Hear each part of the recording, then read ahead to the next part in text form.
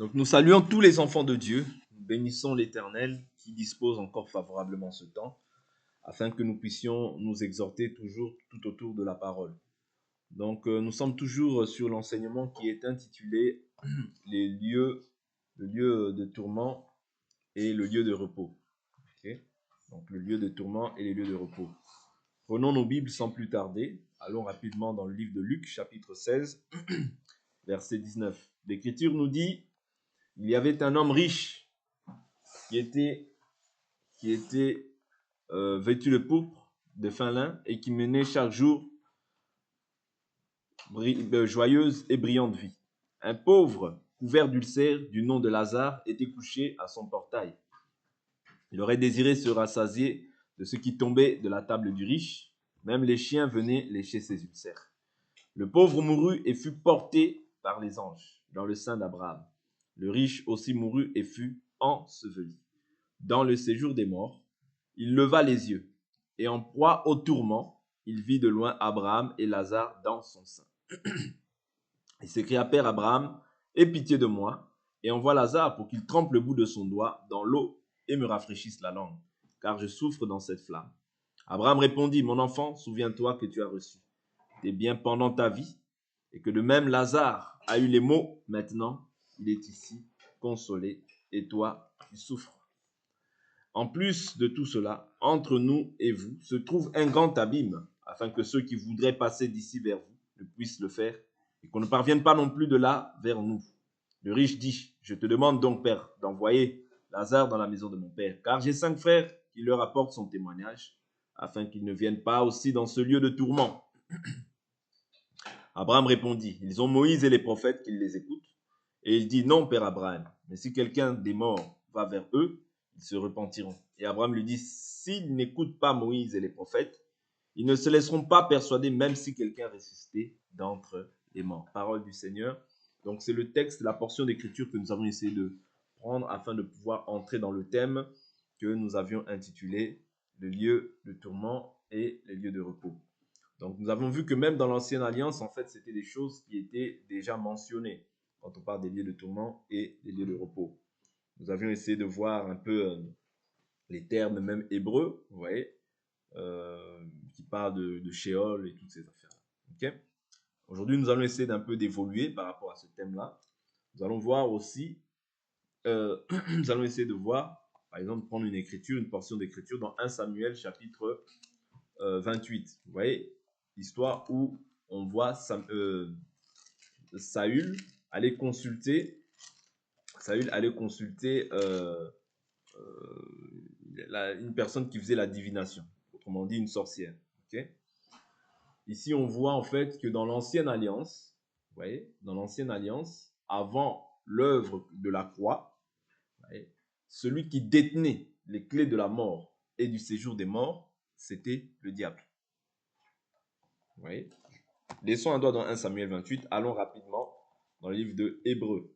Hébreux, chapitre 2, parce que c'est des choses qui sont importantes à connaître. Celui qui détenait les clés de la mort, c'était le diable. Hébreux, chapitre 2, verset 14. Ainsi donc, puisque les enfants participent donc au sang et à la chair, lui aussi d'une manière semblable y a participé. Ici, on parle de Jésus. Afin d'écraser par sa mort celui qui détenait le pouvoir de la mort, c'est-à-dire le diable, et de délivrer tous ceux qui, par crainte de la mort, étaient toute leur vie retenus dans l'esclavage. Car ce n'est pas à des anges assurément qu'il vient en aide, mais c'est à la descendance d'Abraham qu'il vient en aide. Vous voyez? Donc, ici, on comprend que celui qui détenait le pouvoir de la mort, vous voyez, c'était le diable. Ok? Celui qui détenait le pouvoir de la mort, c'était le diable. Mais Jésus, par sa mort, vous voyez, la Bible nous dit, dans le livre de Colossiens, prenons Colossiens, Colossiens,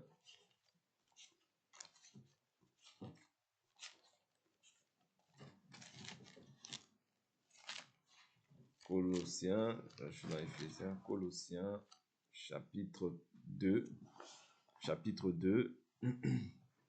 je prends à partir du verset 11.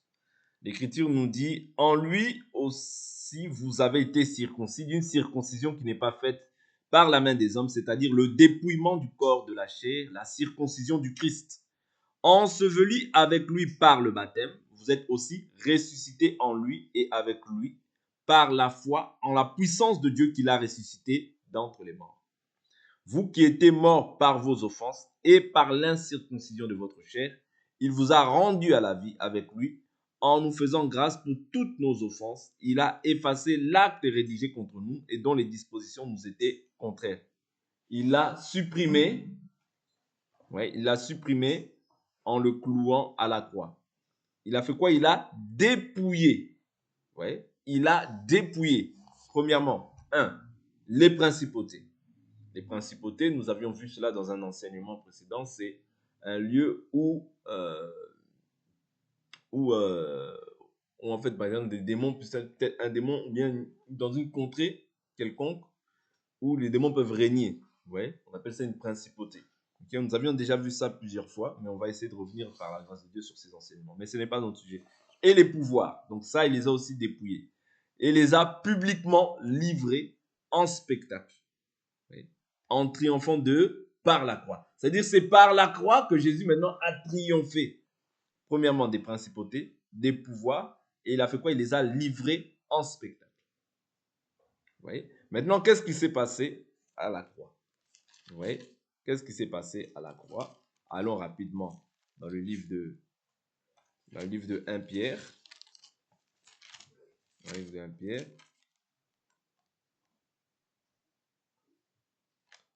Dans le livre de 1 Pierre, chapitre 4. 1 Pierre, chapitre 4. Je prends à partir du verset... Je prends à partir du verset 6. C'est pour cela, en effet, que les morts aussi ont été évangélisés, afin qu'après avoir été jugés selon les hommes quant à la chair, ils vivent selon Dieu quant à l'esprit. Donc, je vais un peu plus haut. Au chapitre 3, verset 18.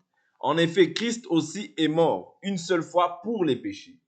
Lui juste pour des injustes. Lui juste pour des injustes.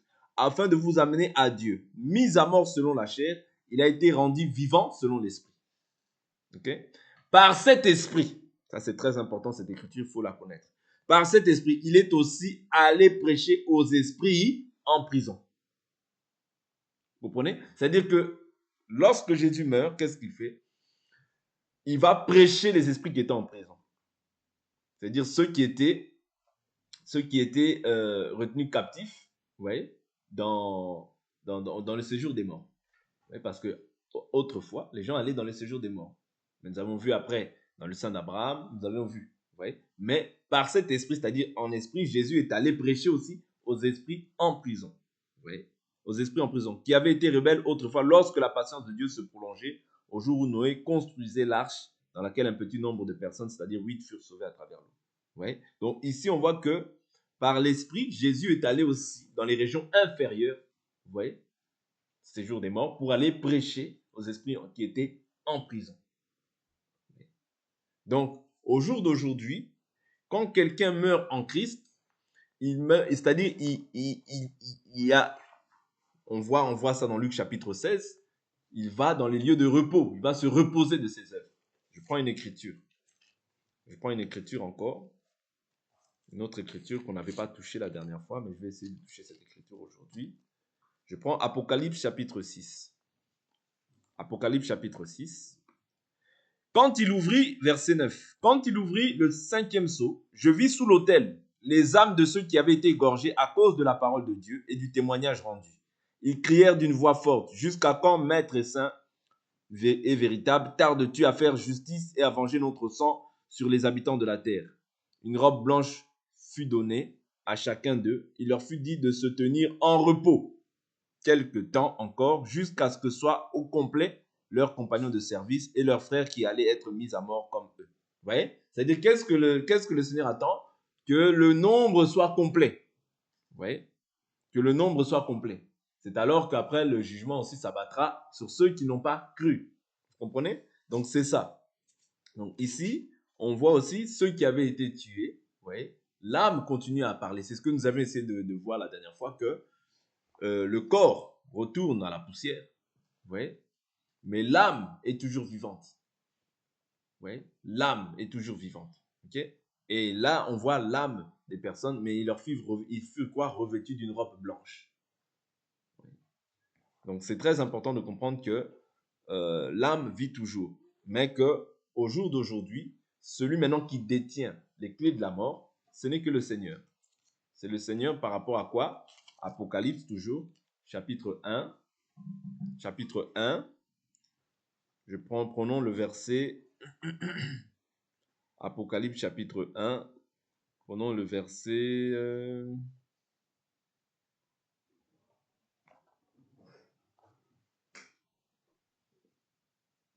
Prenons le verset, je vais prendre l'écriture que je trouve. Je suis l'alpha et l'oméga, dit le Seigneur Tout-Puissant.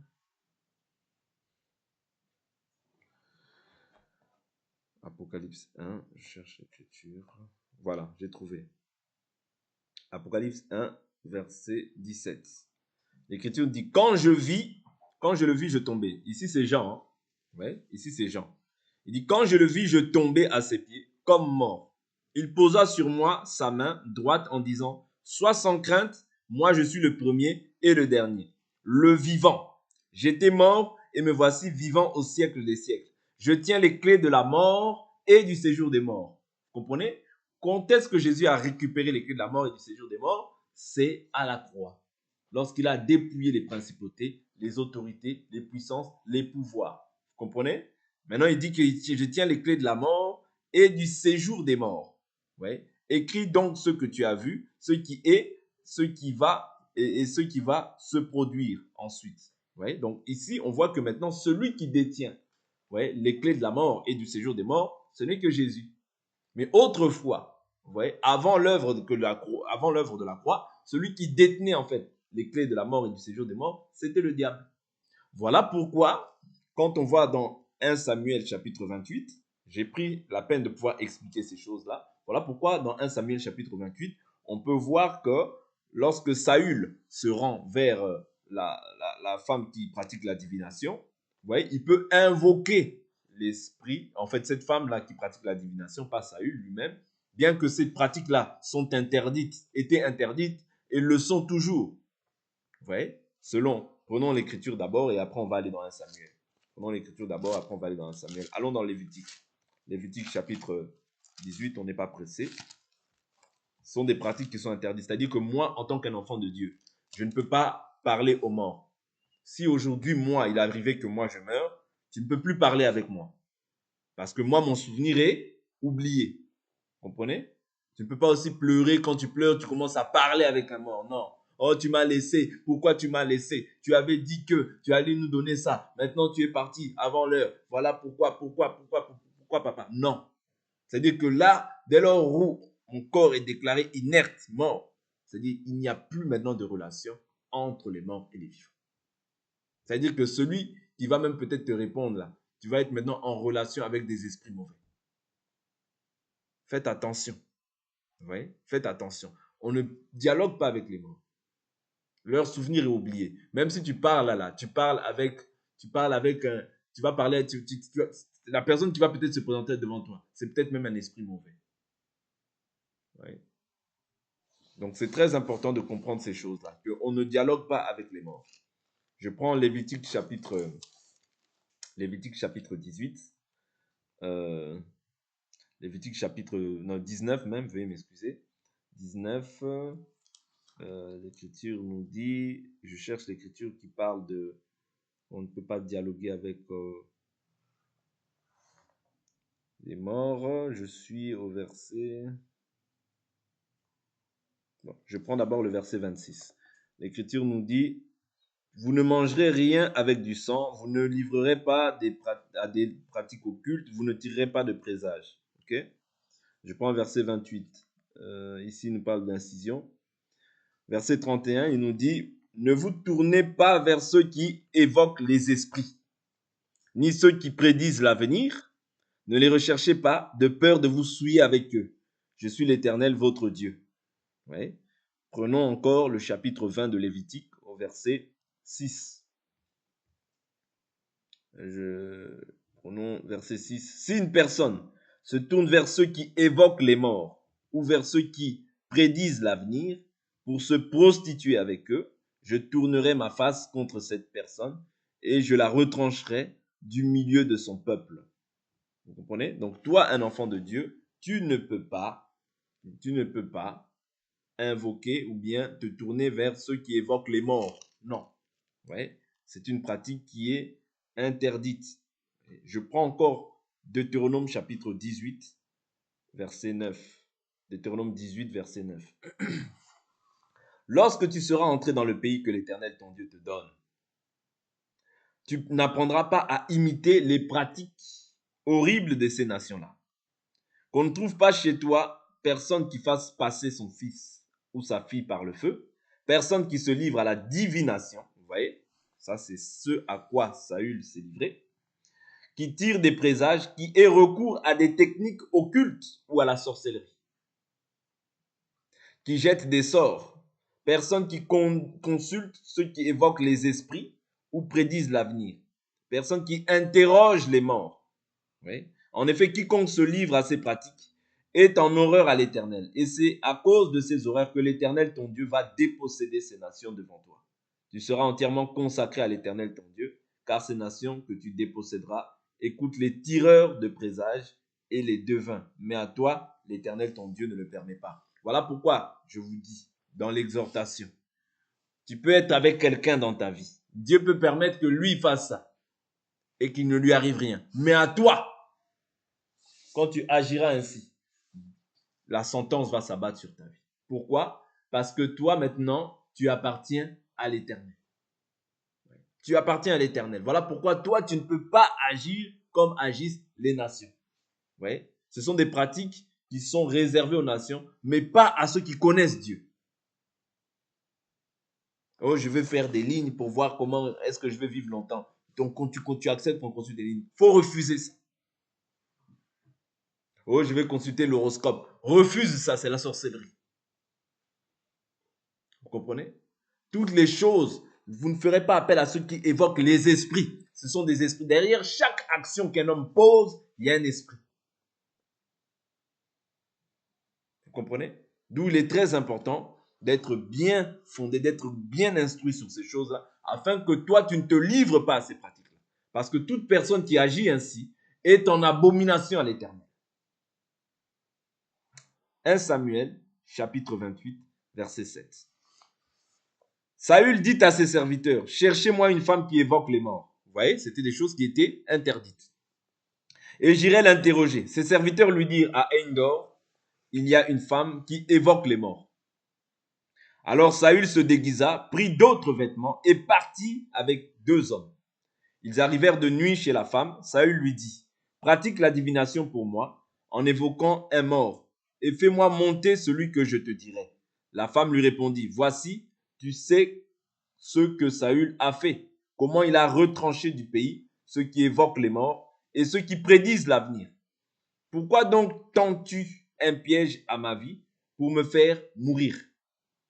Oui. Saül lui fit un serment par l'Éternel en disant, l'Éternel est vivant, la faute dans cette affaire ne retombera pas sur toi.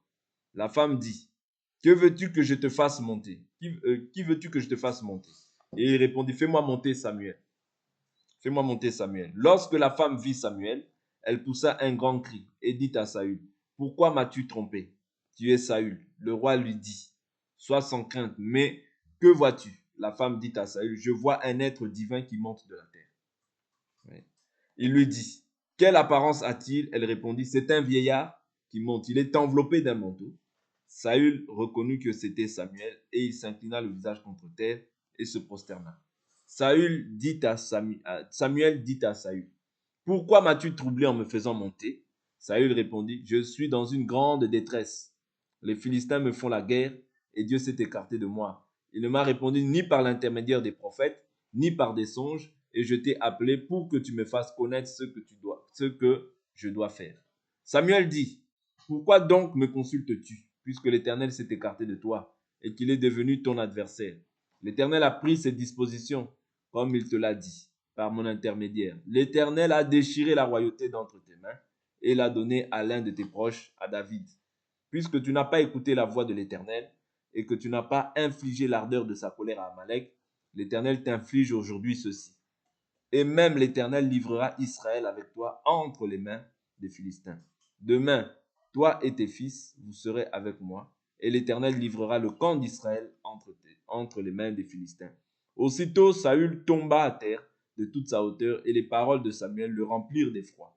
De plus, il manquait de force, car il n'avait pris aucune nourriture de tout le jour et de toute la nuit. Vous voyez? Donc ici, il a pu invoquer, vous voyez? La sorcière a pu invoquer l'esprit de Samuel, non pas que Samuel avait mal marché avec le Seigneur, Samuel a été intègre dans ses voies et il a marché d'une manière qui est digne du royaume. Mais nous avions vu que celui qui détenait les clés de la mort et du séjour des morts, c'était qui? C'était le diable. Vous voyez, avant l'œuvre de la croix. Vous voyez, donc avant l'œuvre de la croix, ces choses-là pouvaient être pratiquées. Mais quand je dis pouvaient être pratiquées, pas chez les enfants de Dieu.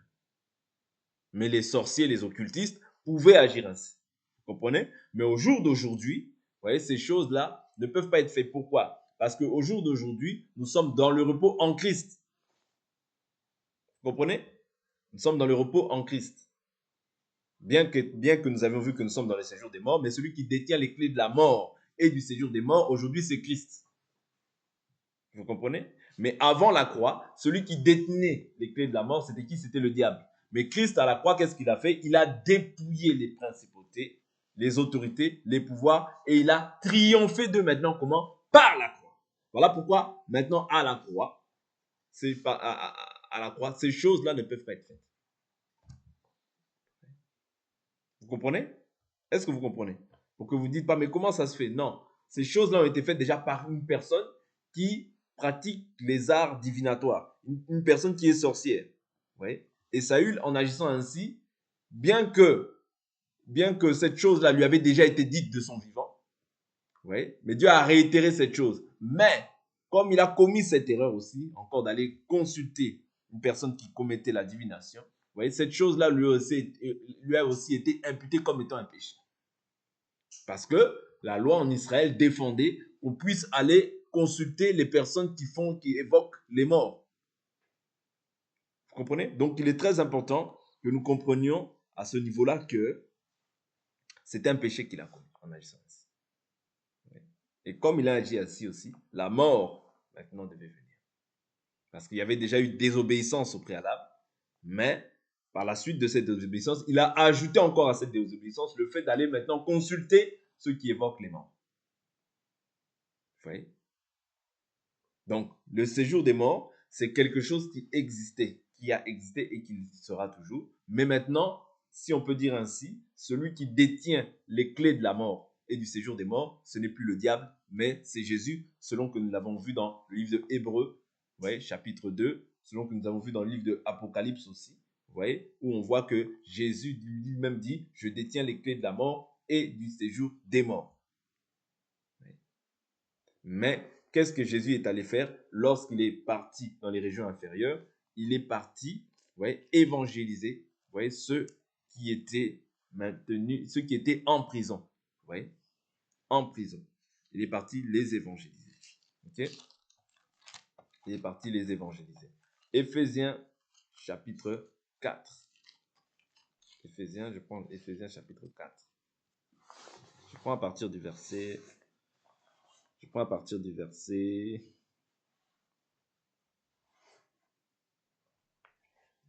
Je prends à partir du verset. Je prends à partir du verset 4. Il y a un seul corps, un seul esprit, comme aussi vous avez été appelés à une seule espérance, celle de votre vocation. Il y a un seul Seigneur, une seule foi, un seul baptême, un seul Dieu, un seul Père qui est au-dessus de tous, parmi tous et en tous. Mais à chacun de nous, la grâce a été donnée selon la mesure du don de Christ. C'est pourquoi il est dit, il est monté dans les hauteurs, il a emmené des captifs et il a fait des dons aux hommes. Vous voyez, ici, quand on parle des captifs, on parle de ceux qu'il a choisi d'avance. Pasteur, apôtre, docteur, évangéliste, prophète. Ce sont les captifs de Christ. Vous comprenez? Donc il dit, or, que signifie il est monté, sinon aussi qu'il est aussi descendu dans les régions inférieures de la terre. Vous voyez? Il est descendu dans les régions inférieures de la terre, c'est-à-dire il est mort, ressuscité, mais quand il descend aussi dans les régions inférieures de la terre, qu'est-ce qu'il a fait? Il est parti aussi évangéliser ceux qui étaient en prison. Vous voyez? Celui qui est descendu, c'est le même qui est monté au-dessus de tous les cieux, afin de remplir toutes choses. Vous voyez? Donc, ici, on voit qu'aussi, il est aussi descendu dans les régions inférieures de la terre. Et nous avons vu dans le livre de 1 Pierre 4, 1 Pierre 3, 17, 18, je crois, où il dit que c'est pourquoi il a évangélisé, il est parti évangéliser les esprits qui étaient en prison. Vous voyez, parce que le séjour des morts est aussi considéré comme étant une prison. Mais tous ne vont pas au même endroit. En fait, c'est un lieu transitoire pour certains pour aller dans le paradis et un lieu transitoire pour certains, mais pour aller dans les temps de feu. Vous comprenez? Donc, c'est un peu tout ce que nous voulions partager quant à cet enseignement-là du séjour des morts. Vous voyez, c'est très important de comprendre que ces choses-là existent. Ce ne sont pas des fables. Vous voyez, c'est une réalité. Quand on parle du séjour des morts, c'est une réalité. Vous voyez, après cette vie, il y a une vie. C'est soit la vie près de Dieu, soit loin de Dieu. Et nous avons vu ceux qui étaient auprès de Dieu. Certes, sur la terre, peut-être ils sont morts comme ça. On les a tués sur la terre. Ouais, mais néanmoins, c'est-à-dire, ils attendent maintenant une récompense. Ils attendent que le Seigneur puisse venir maintenant les récompenser par rapport à la souffrance qu'ils ont vécue avec le Seigneur. Ouais, c'est-à-dire que tu souffres aujourd'hui pour une espérance qui est éternelle. Voilà pourquoi tu ne peux pas te fatiguer, tu ne peux pas te relâcher.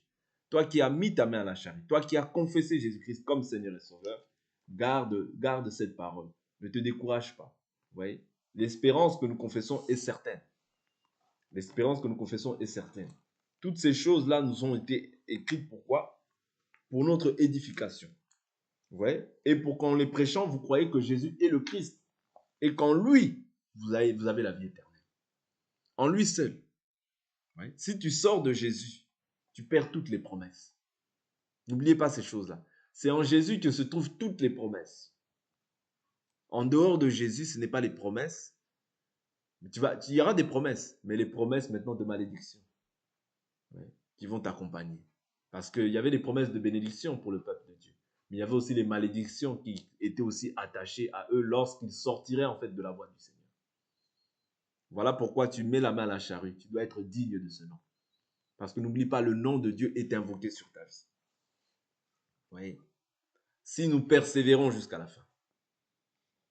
Si nous persévérons, la condition c'est de persévérer. On parle de ces choses-là, mais il serait triste que demain, tu te retrouves loin du Seigneur. Il serait triste. Voilà pourquoi aujourd'hui, je répète ce texte-là, aujourd'hui, si vous entendez sa voix, n'endurcissez pas vos cœurs. C'est le aujourd'hui. C'est pas demain. Demain ne t'appartient pas. Je vous répète ces choses-là. Tu ne sais pas ce qu'un jour peut enfanter. Sauve ta vie. Sauve ta vie. Parce que la Bible nous dit, car nous comparaîtrons tous devant le tribunal de Christ, afin de rendre compte de la manière dont nous avons vécu dans ce corps. Si le Seigneur vient, s'il arrivait que le Seigneur vienne aujourd'hui, toi, tu ne goûteras pas ce qu'on appelle la mort physique. Est-ce que vous comprenez? C'est très important ce que je vous dis. C'est-à-dire, il y a des gens qui ne verront pas la mort. Quand je parle de la mort, c'est-à-dire la mort physique comme ça. Vous comprenez ou pas? Pourquoi? Parce que si Jésus vient, ils vont à l'enlèvement directement. Ils ne verront pas la mort. Mais si Jésus ne vient pas et qu'il arrive que tu meurs dans le Seigneur. Si tu meurs dans le Seigneur, tu vas te reposer de tes œuvres et les œuvres que tu as accomplies sur cette terre t'accompagnent. Mais si tu ne meurs pas dans le Seigneur, tu vas dans les lieux de tourment. Ne te trompe pas, on ne te trompe pas. Que personne ne te séduise en te disant qu'il y aura une seconde chance, ou il y aura un purgatoire. Il est réservé à l'homme de mourir une seule fois, après quoi vient le jugement. Et quand tu as entendu cette parole, tu seras aussi jugé en fonction de ce que tu as entendu, n'est-ce pas? C'est-à-dire que tu as entendu, tu as eu le temps d'entendre cette parole. Ouais. C'est pour te sauver, en fait, pour que tu sauves ta vie. Ouais.